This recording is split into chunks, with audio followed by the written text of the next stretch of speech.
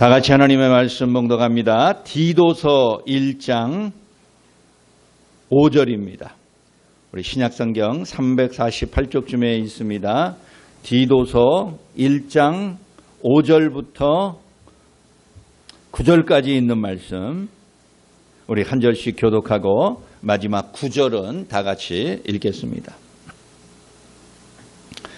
내가 너를 그레데에 남겨둔 이유는 남은 일을 정리하고 내가 명한 대로 각 성의 장로들을 세우게 하려 함이니 책망할 것이 없고 한 아내의 남편이며 방탕하다는 비난을 받거나 불순종하는 일이 없는 믿는 자녀를 둔 자라야 할지라. 감독은 하나님의 청지기로서 책망할 것이 없고 제 고집대로 하지 아니하며 급히 분내지 아니하며 술을 즐기지 아니하며 구타하지 아니하며 더러운 이덕을 탐하지 아니하며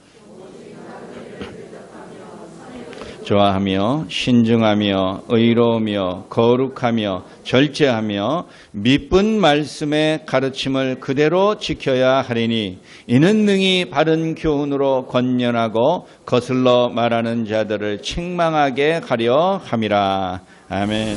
자, 오랜만에 목회 서신 디도서로 돌아왔습니다. 미리 제가 강조하지만 목회 서신이라고 그래서 목회자들에게 해당되고 목회자들만 이 말씀을 중요하게 여겨야 된다는 것은 아닙니다. 바울이 일선 교회에서 목회하고 있는 디모데나 디도에게 보낸 어찌 보면 좀 사사로운 편지이기는 합니다. 우리가 시간이 오래됐지만 디모데 전후서의 내용들을 쭉 살펴보면서 디모데가 그 교회에서 목회하면서 겪는 많은 어려움, 실질적인 고난, 그리고 낙심하는 모든 일들을 잘 살펴보면서 디모데 한 사람에 대하여서 개인적인 동정심을 가질 때가 있었습니다. 오늘은 디모데와 또 다른 사람 디도라는 한 젊은 목회자를 우리가 함께 주목하고자 합니다.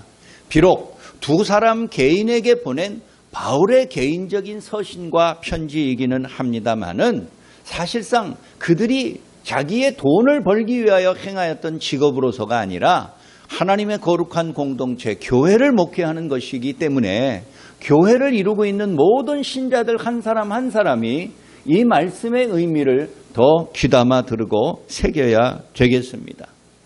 목회자들을 향한 하나님의 명령일 뿐 아니라 교회를 이루고 있는 모든 신자들이 과연 온전한 믿음의 교회를 이루기 위하여서 어떤 헌신과 어떤 삶의 원칙을 가져야 할 것인지 오늘 말씀이 우리에게 증거해 주기 때문에 그렇습니다. 디도는 확실히 디모데에 비해서는 덜 주목받는 사람입니다. 바울이 편지를 쓴 디모데 전후서의 분량에 비하면 디도서는 절반에도 미치지 못하는 분량입니다. 그렇다고 해서 디도라는 목회자가 디모데라는 목회자의 수준의 절반도 못 미치는 하찮은 사람이라는 뜻은 결코 아닙니다.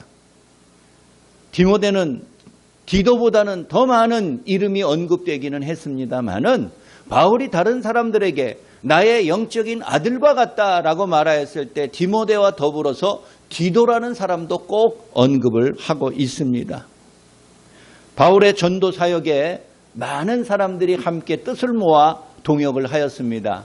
바울은 원래 처음에 예루살렘 교회로부터 선교사로서 파송을 받을 때 함께하는 사람은 딱 한 명, 바나바였습니다.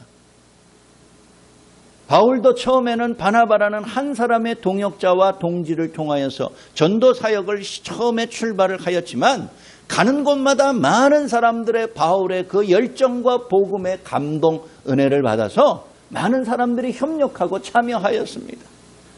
그래서 실제로 바울과 함께 직접 전도 사역에 따라 나섰던 사람도 있고 자기가 섬기는 지역에서 교회를 위하여서 애쓰고 수고하는 사람도 있고 혹은 돈이나 다른 여러 가지 많은 후원을 통하여서 전도 사역에 동참한 사람들도 있었습니다. 그러나 시간이 지나면서 여러 가지 이유로서 바울과 함께하였던 많은 사람들이 다 바울의 주변을 떠났고 마지막 순간까지 바울과 함께한 동역자들은 사실 몇 사람 되지 않습니다. 많은 고난과 유혹 속에서도 끝까지 그 아픔을 함께하며 대의를 위하여, 복음을 위하여서, 진리를 위하여서 함께하는 사람들이야말로 진정한 동지라고 할 수 있습니다. 디모데후서 4장에 보면은 바울이 디모데에게 편지하는 맨 마지막 부분에서 아무개는 세상을 사랑하여 나를 버리고 떠났다, 이런 표현을 합니다. 세상을 사랑하였다. 복음보다 세상을 더 사랑하고 자기의 이익을 위하여서 결국은 떠난 유명한 사람들도 있었다는 것이에요. 바울의 입장에서는 마음에 큰 낙심과 괴로움이 아닐 수 없었을 거예요. 그러나 여기 디도라는 한 젊은 목회자는 디모데와 함께 마지막까지 바울과 동행하였습니다. 바울이 감옥에 있을 때 디모데는 자기의 교회에서, 디도도 역시 자기의 교회에서 몸은 함께 감옥에 있지는 않았지만 늘 바울의 그 전한 말씀을 되새기며 가르침을 받은 대로 목회하는 일에 전념함으로써 바울이 가졌던 복음의 사역들을 디모데와 디도가 그대로 계승하여서 그것을 그대로 증거하고 전하는 데 일생을 바쳤던 것입니다.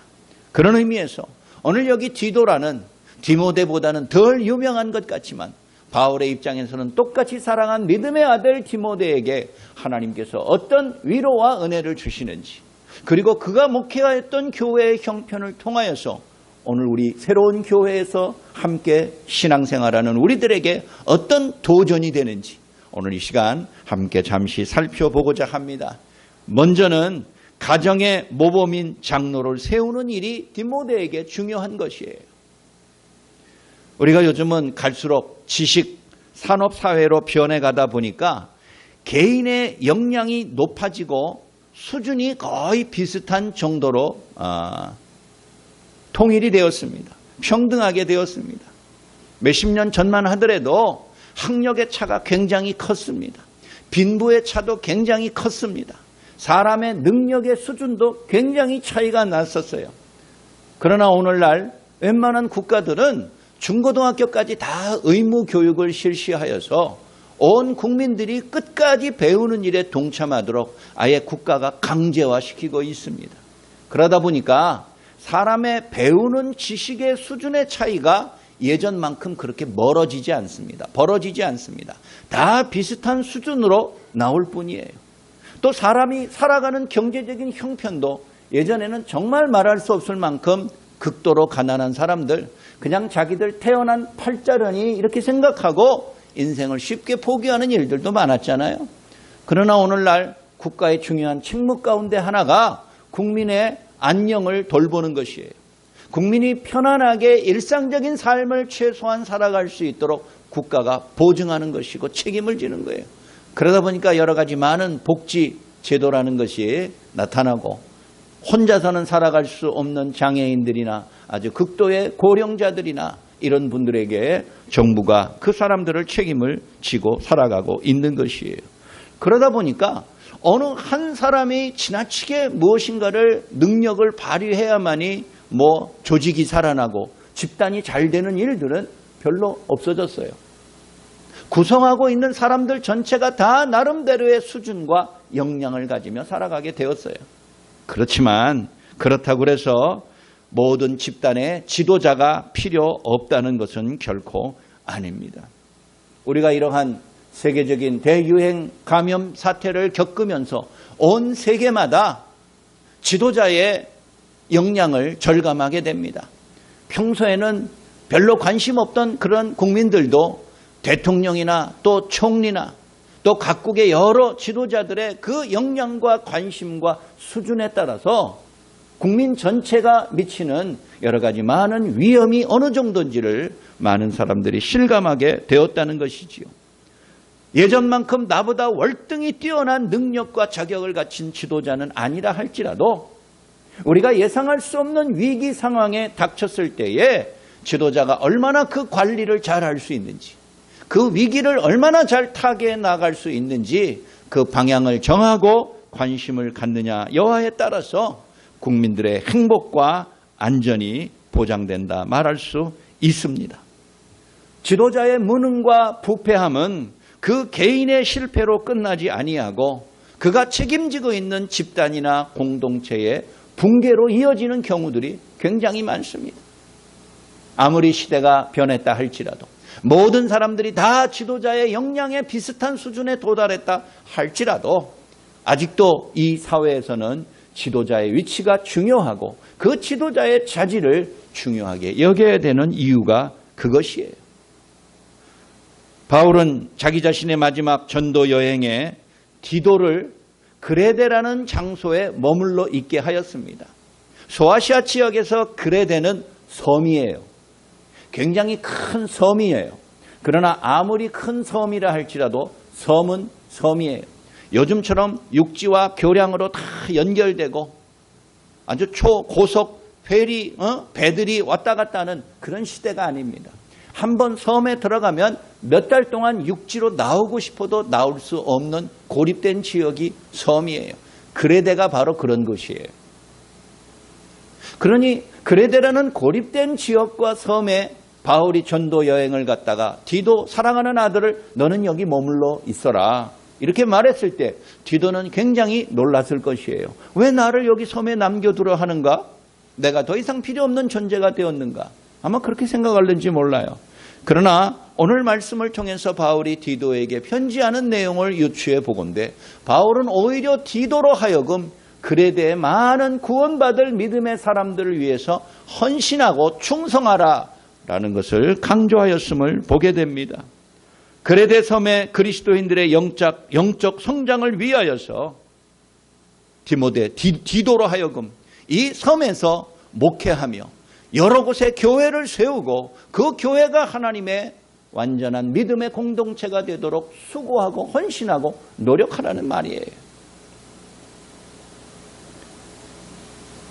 그러면서 교회를 온갖 시험과 유혹 속에서 굳건하게 세우기 위해서는 목사와 장로와 같은 지도자를 그 교회를 위하여 잘 세워나갈 것을 특별히 오늘 편지를 시작하면서 제일 먼저 그것을 언급하고 있습니다. 오늘날 장로와 목사가 교회의 지도자로서 중요한 역할을 하는 것은 당연하다고 할 수 있습니다. 오늘 여기에서 보면은 목사라는 우리말 대신에 감독이라는 말이 나오는데 이 감독이라는 말이 사실 오늘날 목사라고 할 수 있습니다. 여기에 보면은 이 목사, 즉 감독의 역할을 강조하기보다 그 앞에 장로의 자질과 덕목을 더 먼저 언급한 것을 우리가 주목할 수 있습니다. 목사와 감독보다 장로가 더 중요하다고 말할 수는 물론 없겠지만 그러나 장로가 그 못지않게 중요하다는 걸 말하는 거예요. 여기 디도서에 나오는 장로가 오늘날 21세기 한국교회의 장로와 동일한 것은 아닙니다. 이 장로라는 그 직분 속에는 오늘날의 장로뿐 아니라 목사도 들어갑니다. 목사도 넓은 의미에서 장로예요. 그래서 장로교다. 그러면은 목사와 장로로 구성된 당회를 통하여서 교회를 치리하는 그것이 본질적인 제도의 모습인 것입니다. 오늘 6절의 말씀 보니까 장로의 덕목과 자질에 대하여서 딱 한 절로 강조하고 있습니다. 장로는 이러한 사람이 되어야 한다라는 거예요. 그 다음 절에 나오는 감독, 즉 목사에게는 꽤 많고 까다로운 덕목과 조건이 많이 따라붙는 데 비해서 장로의 덕목에는 비교적 단순하고 간결하다고 할 수 있습니다. 오늘 6절의 말씀을 보니까는 장로는 책망할 것이 없는 사람이 되어야 한다라는 말이 우선 눈에 띕니다. 책망할 것이 없다. 세상에 결점 없는 사람이 어디 있습니까? 속된 말로 털어서 먼지 나지 않을 사람 아무도 없을 것입니다. 요즘 한 국회의원이 된 한 사람에 대하여 과거에 있었던 수많은 일들이 다 까발려지는 모습을 보면서 야, 정말 한 사람의 과거를 이잡듯이 잡는다면은 결점 없는 사람은 아무도 없을 것이다. 누구보다도 도덕적으로 더 깨끗하게 살아왔을 법한 사람도 그의 삶이 이런 면에서 어려움이 있었고 저런 고난과 저런 부정이 있었을 것이다. 많은 사람들이 발견하며 마음속에 씁쓸함과 괴로움을 겪습니다. 책망할 것이 없어야 한다라는 것은 결점이 하나도 없는 사람을 장로로 택하라라는 뜻은 아닙니다. 세상에 그런 사람은 없을 것입니다. 바울은 인격과 생활에 있어서 완전한 사람을 장로로 세울 것을 요구하는 것이 아닙니다. 세상에 그런 사람은 없습니다. 그런 인간은 없습니다. 바울은 다만 교회의 지도자로서 책망받을 만한 일들을 행하는 사람이 교회의 장로가 되지 말아야 된다라는 것을 말하고 있는 것이에요. 우리 주변에 보면은 뛰어난 장점과 업적이 없는 평범한 신자들도 많습니다. 거의 대부분입니다. 그러나 그런 사람들도 교회의 지도자인 장로로 세움을 입을 수 있습니다. 남들보다 수준이 높고 더 뛰어나야만 장로가 되는 것은 결코 아닙니다. 회사의 사장이 장로가 돼야 되는 그런 법도 없어요. 공부 많이 한 대학 교수가 교회의 지도자가 되어야 한다라는 규정도 세상에는 없습니다. 그러나 오늘 여기에서 장로의 자질과 덕목을 한마디로 표현하자면 책망받을 만한 일을 하지 않는 사람이 되어야 된다라는 것이에요. 비록 잘못과 실수를 범하였다 할지라도 즉시로 자기의 잘못을 인정하고 사과하는 용기를 가진 사람이 책망할 것이 없는 사람이라고 볼 수 있는 것이에요. 요만큼의 흠결도 없는 사람이 책망할 것이 없다는 것이 아니라 자기의 잘못과 실수에 대하여 기꺼이 인정하며 그것을 상대방에게 사과하는 것이 그 사람이야말로 정말 칭찬받을 만한 사람이라는 거예요. 내가 그 사람에게 경제적인 해를 끼쳤어요. 그에 합당한 보상을 해줘야 되는 것이에요. 그것이 그 사람의 책임감과 또한 자기의 책망을 스스로 치유할 수 있는 믿음의 사람이 될 수 있다는 거예요. 사도행전 6장에 보면은 이스라엘의 초대교회가 세워졌을 때에 7 집사를 선출했습니다. 그 7 집사에 몇 가지 자격의 요건이 있는데 그 중에 하나가 무엇이냐? 남에게 칭찬받는 사람이어야 한다는 거예요. 공부 많이 하고 돈 많이 벌고 힘이 세고 영향력 있는 사람이라고 해서 교회의 일꾼이요, 지도자요, 집사요, 장로로 세우는 것이 아니에요. 남에게 칭찬받는 사람이어야 된다. 여러분 주변에 있는 이웃들, 우리의 사랑하는 교우들을 어느 때 칭찬합니까? 박사학위 받았다고 해서 박수 쳐줍니까? 회사에 제일 높은 고위직이 되었다고 해서 우리가 그 사람을 칭찬하나요? 그렇지 않지요. 우리도 우리 주변에 있는 사람 아주 작은 일에 대하여서 그 사람을 칭찬합니다. 그의 진실함에 대하여 칭찬합니다. 그의 책임감에 대하여 칭찬합니다. 그가 교회를 사랑하는 헌신된 마음과 충성의 모습을 가지고 칭찬합니다. 그것이 그 사람에 대한 칭찬이요, 책망받을 것이 없는 일꾼이 되는 것이에요. 오늘날 교회 지도자의 덕목은 그렇게 중요합니다. 그런데 책망받을 것이 없는 사람이다라는 것보다 더 눈길을 끄는 대목이 있는데 그것은 6절에 남편과 자녀가 등장한다는 거예요. 한 사람의 남편이어야 되고 믿음의 자녀를 둔 사람이 되어야 된다라는 것이 나와요. 아니 여기 느닷없이 교회 지도자에 대하여 말하다가 남편이라는 얘기가 왜 나옵니까? 남편이라는 말이 나오면은 결국은 아내라는 말도 있어야 되는 것이죠. 자녀라는 말이 왜 나옵니까? 부모라는 말도 숨겨져 있다는 거예요. 남편과 아내와 부모와 자녀, 우리 가정을 이루는 중요한 일이에요. 교회 장로의 중요한 역할 가운데 하나가 바로 가정에서 우선 모범적인 모습을 보여야 된다라는 것을 말하는 것이에요. 아내만큼 자기 남편에 대해서 잘 아는 사람이 어디 있어요? 부모만큼 자기 자식에 대해서 잘 아는 사람이 어디 있어요? 자녀만큼 자기의 엄마 아빠에 대해서 잘 아는 사람이 어디에 있습니까? 이 세상에서 그 사람의 됨됨이를 가장 잘 알 수 있는 사람이 있다면 그건 가족일 것입니다. 그런데 그 가족 안에서 그 사람의 칭찬과 모범된 모습을 보일 때야만이 교회에서도 지도자가 될 자격이 있다라는 것이에요. 그들에게 먼저 인정받고 모범적인 신앙과 인격을 갖출 때에 비로소 교회의 지도자가 될 수 있는 것이에요. 자기의 가정에서 자기의 가족 한 사람 한 사람을 사랑하고 서로 차별 없이 끝까지 그를 위하여서 희생하고 자기의 가정을 위하여 내 한 몸을 불사를 수 있을 정도의 충성심과 열정과 헌신의 마음을 가진 사람, 또 그것을 통하여 가족들에게 인정받았다면 그 사람은 교회를 위하여서 똑같이 충성하고 헌신하고 사랑할 수 있는 자격이 갖추어진 것이나 마찬가지라는 거예요. 우리가 그것을 어떻게 확인할 수 있겠어요? 그 사람이 그러한 자질이 있는 것을 우리가 어떻게 나 일일이 확인할 수 있겠어요? 그거는 그 가족에게 물어보면 되는 것이에요.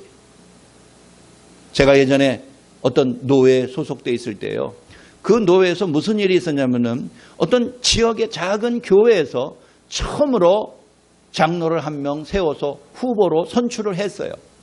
교회 장로는 교인들이 선출하지만 그런다고 해서 그것이 다 끝나는 게 아니에요. 노회에게 그것을 신청하여 허락을 받아야 돼요. 그러면 노회에서 과연 그 교회의 지도자인 그 장로로 그 사람을 세울 만한 자격이 있는가 여부를 심사를 합니다. 그래서 공부도 시키고 성경에 대하여서 교회의 정치에 대하여 법에 대하여 가르치고 나중에는 면접을 하여 그 사람의 됨됨이와 인격을 짧은 시간이지만 확인을 합니다. 그 다음에 장로가 되기 위해서는 몇 가지 서류를 제출을 해야 돼요. 그 서류를 제출하는 것 중에 하나가 뭐가 있느냐? 가족관계 등본이라는 게 있어요. 뭘 보려는가? 가족의 형편을 살펴보는 거예요. 그런데 그 작은 지역의 교회의 장로 후보가 된 사람이 그만 독신자였어요. 결혼을 안 했다는 거예요. 나이가 거의 60이 됐는데 그냥 혼자 한 번도 결혼하지 않고 살아왔어요. 그러자 노회의 관계자들이 그것을 보고서 기본적인 서류를 하나 제출하지 못했으니까 이거는 안 된다라고 거부하였어요. 그랬더니 그 교회의 젊은 목사가 와서 노회 그 지도자들에게 사정을 하는 거예요. 그런데 교회 어른들이 안 된다는 거예요. 당신과 당신 교회만 예외로 해줄 수 없다는 거예요. 그래서 그거로 일단락 되는 줄 알았는데 그 다음 주 되니까 그 교회 교인들이 다 찾아왔어요. 노회. 다 찾아왔어요. 그러면서 다 헌신하며 탄원하며 눈물로 애원합니다. 아무개는 집사로서 이미 충분히 교회로부터 검증을 받았다는 거예요. 모든 교우들이 그 사람을 진심으로 사랑하고 존경한다는 거예요. 비록 그 사람이 결혼하지 않아서 가정에서 모범된 모습들을 보여줄 기회는 없었지만 교회를 위해서 눈이 오나 비가 오나 자기의 가족 이상으로 사랑하며 모든 사람들을 돌보는 헌신된 모습을 보였으니 그 사람을 교회의 지도자 장로로 세우는 것이 부족함이 없다는 것이에요. 교인들이 벌떼같이 나타나가지고 노회에서 그냥 하소연하고 애원하고 탄원을 하는데 결국은 노회도 두 손을 들고 말았어요. 교회의 법도와 규칙이 중요하지만 때에 따라서는 책망할 것이 없는 사람, 부족함이 좀 있기는 하지만 그 사람에게 진실된 충성된 모습과 헌신된 모습을 보여주었을 때 하나님의 교회는 그 지도자 한 사람을 통해서 믿음 안에서 더욱더 부흥하고 발전하게 될 줄로 믿습니다. 두 번째, 교회의 지도자 중에 감독이 있습니다. 목사라고 말할 수 있습니다. 그 목사는 자기 자신이 청지기 신분이라는 것을 알아야 돼요. 교회의 지도자인 장로보다 더 중요한 직분이 있다면 감독입니다. 오늘날 감리교는 이 감독제를 지금도 채택하고 있습니다. 그래서 감리교 많은 목사들 중에서 제일 중요한 역할을 하는 몇 사람을 감독이라 이렇게 부릅니다. 그래서 그 감독의 지시가 굉장한 영향력과 힘이 있어요. 그러나 대부분의 교파에서는 감독이라는 명칭보다는 우리가 잘 아는 목사라는 일반적인 명칭을 씁니다. 목사는 장로와 같으면서도 또한 다른 면이 있습니다. 그 자격과 덕목에서는 장로보다 더 몇 배 중요한 것을 강조하고 구비해야 돼요. 오늘 7절 이하에서 감독이 되기 위하여서는 이러이러한 자격 요건과 덕목이 필요했는데 그 숫자를 세보면요 무려 13가지나 돼요. 장로는 딱 2가지 요건을 얘기했는데 감독은 13가지의 자질과 덕목을 갖추어야지 그 교회의 감독이 될 수 있다는 거예요. 제가 이 말씀을 보면서 나는 과연 이 덕목에 몇 가지나 합격점인가 내가 스스로 점수를 매겨봤어요. 13가지 중에서 10가지는 제가 합격점을 넘을 것 같은데 3가지는 자신이 없더라고요. 그런데 이 13가지나 되는 감독과 목사의 덕목은 결국 처음에 제시한 조건에 모두 다 속한다고 볼 수 있습니다. 그것이 무엇입니까? 바로 청직이라는 말입니다. 오늘 7절 말씀 초반에 보면 감독은 하나님의 청지기로서라는 말이에요. 하나님의 청지기로서의 목사의 자질과 교회의 지도자의 요건이 있어야 된다는 거예요. 물론 장로도 청직입니다. 집사도 청직이요, 권사도 청직이요, 모든 신자들 한 사람 한 사람이 다 하나님의 귀한 청직이입니다. 그런데 목사는 더욱 그러하다는 것이에요. 여러분, 청직이라는 말에 제가 가끔 한자 성경을 봅니다. 한자 성경을 요즘은 안 보지만 옛날에 저는 중학교 때부터 우리 아버지가 국한문 혼용 성경을 사줘서 모든 한자를 성경에 나와 있는 한자만 다 알면은 모든 한자를 다 아는 거나 마찬가지예요. 성경에 처음 나오는 한자도 많이 있습니다. 어쨌든 그 한자를 열심히 청지기를 보니까 놀랍게도 한자예요. 한자라고요. 청지기가 청자가 들을 청자를 써요. 직자는 고들 직자를 쓰더라고요. 우리말을 그대로 직역을 하자면 청지기란 무엇이냐?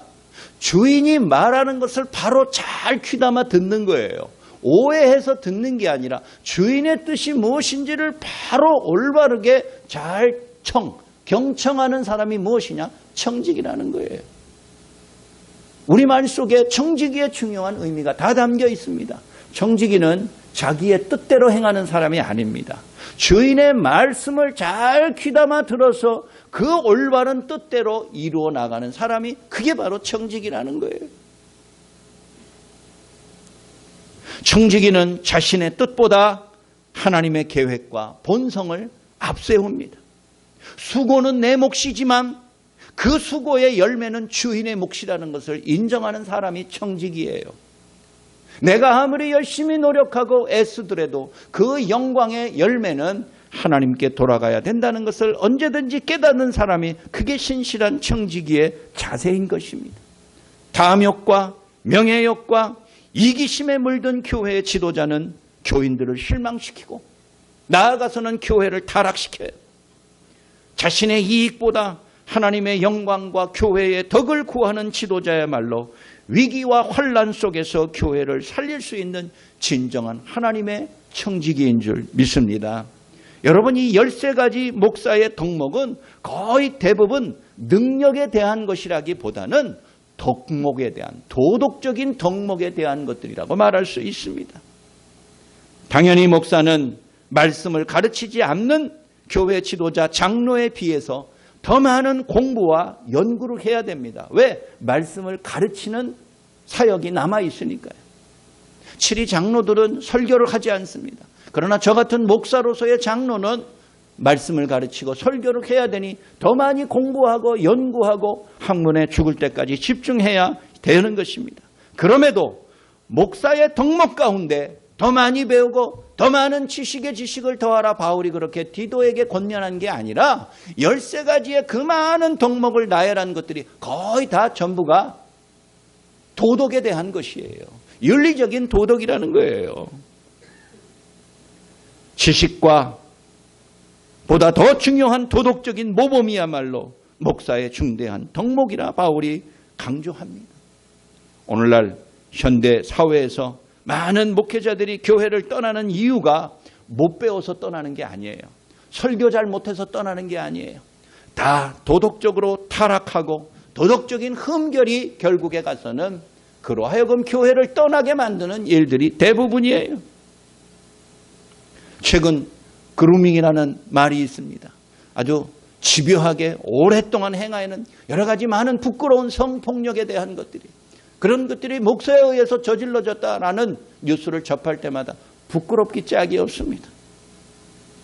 교회에서 목사가 장로와 짜고서 비자금을 조성하였어요. 그것이 문제가 되니까 장로가 극단적인 선택을 해요.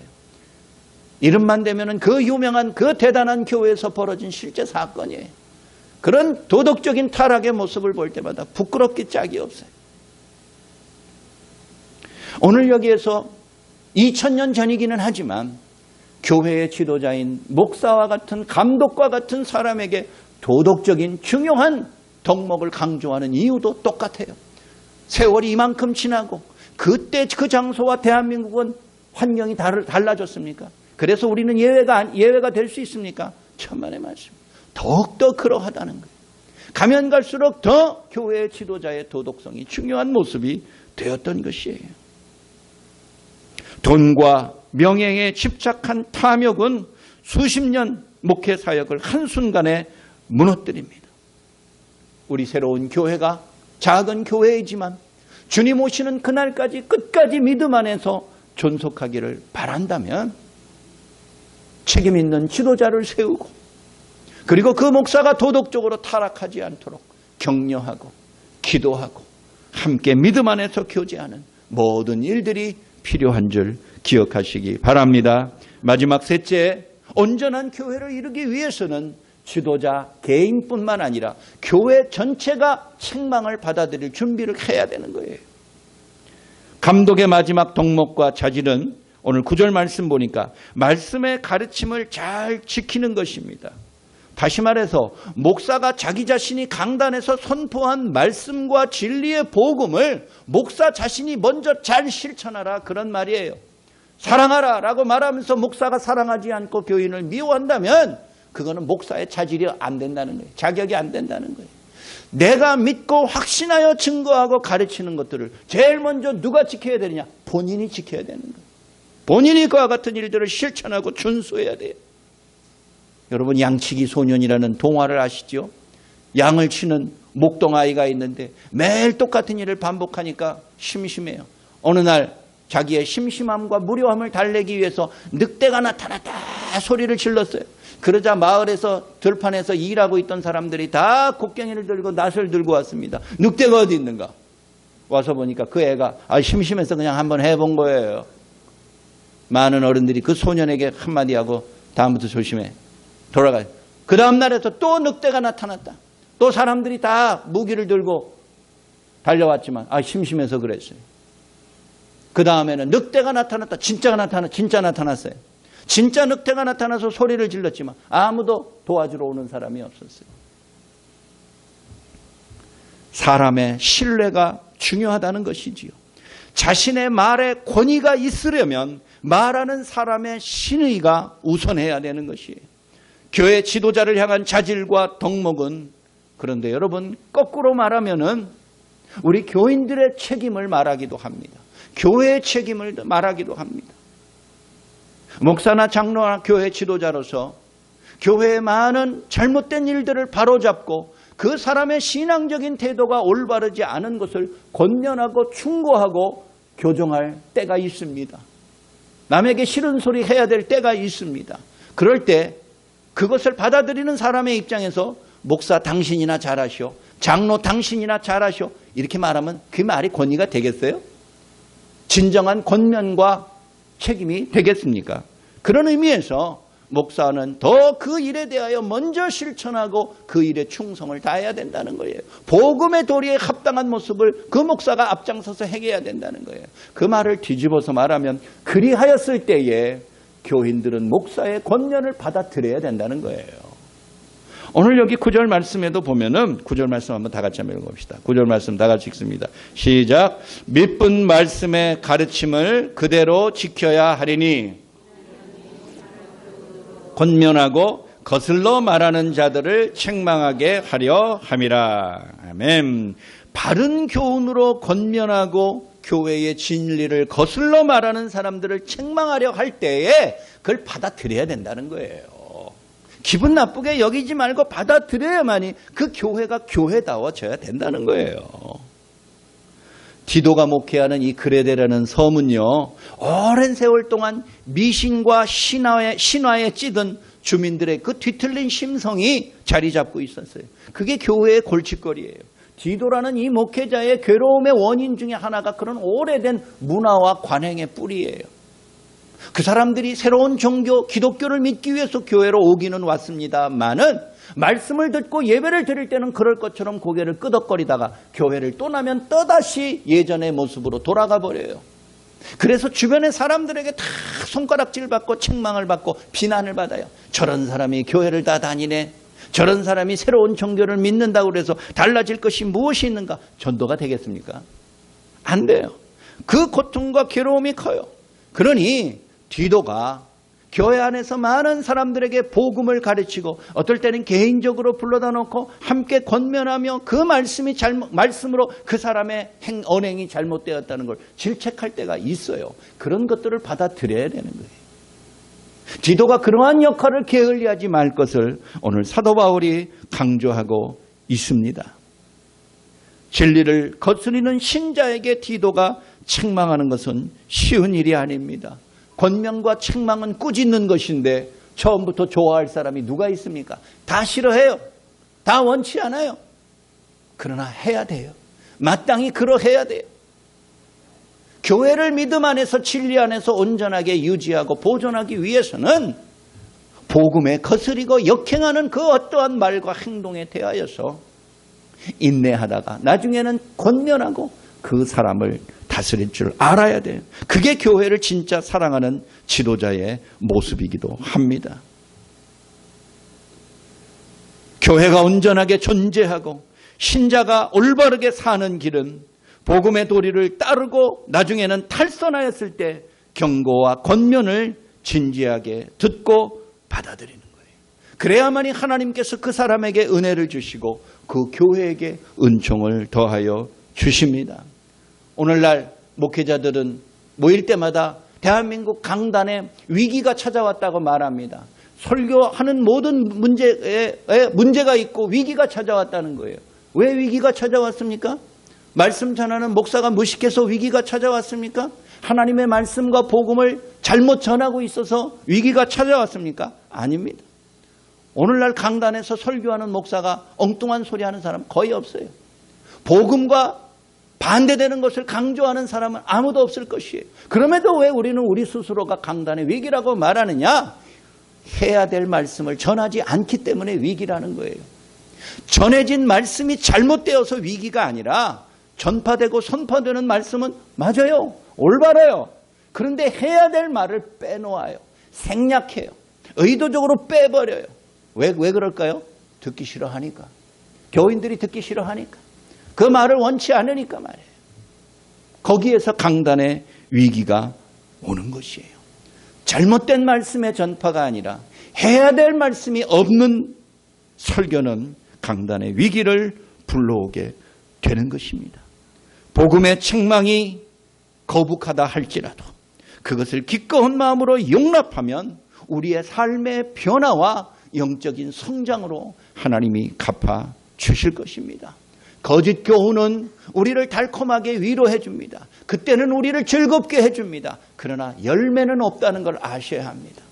그때만 나에게 좋아할 뿐이지 내게 아무런 영적인 유익이 결론적으로 없다면 다 헛된 교훈에 불과한 것이에요. 사랑하는 여러분, 좋은 약은 입에 쓰지만 병을 치료하는 데 도움이 되지 않습니까? 약이 쓰면 쓸수록 어떨 때는 우리에게 더 좋은 것을 가져다 주기도 합니다. 우리에게 주어진 삶의 모습들을 돌아보며 하나님이 내게 주신 말씀의 복음의 도리에서 이탈하였을 때 그 말씀으로 권면하는 것들을 진실로 받아들이고 나를 위한 사랑과 헌신과 주의 뜻으로 용납할 때 진정한 기쁨과 소망이 우리 가운데 넘쳐나게 될 줄로 믿습니다. 말씀을 마치겠습니다. 하나님의 거룩한 교회는 교회의 지도자를 중시하고 자질과 덕목에 부합된 사람을 세워야 되는 것이에요. 그래야지 교회가 든든하게 세워나갈 수 있습니다. 그러나 교회는 몇 사람의 지도자에 의해서 좌우되지는 않습니다. 그러한 지도자를 세울 뿐 아니라 나 자신 한 사람 한 사람이 주의 말씀을 올바로 이해하고 우리의 삶 속에서 책망받을 것이 없는 신자로 살아가야 되는 것이에요. 세상의 유혹과 시험을 지도자들의 도움만 가지고 이겨나갈 수 없어요. 복음의 권면과 진리와 책망을 기분 나빠도 받아들일 때에 새로운 영적인 은혜를 맛보게 될 것입니다. 우리에게 주어진 복음의 뜻을 다시 한번 진지하게 돌아보고 그것이 내 삶에 가르쳐주는 등불이 될 수 있도록 우리 자신 다시 한번 각성하고 복음에 인도하는 일에 기꺼이 동참하고 참여할 수 있는 여러분들의 복된 삶 되시기를 주의 이름으로 간절히 축원합니다. 사랑이 많으신 아버지 하나님 감사합니다. 하나님이 오늘도 우리에게 주시는 말씀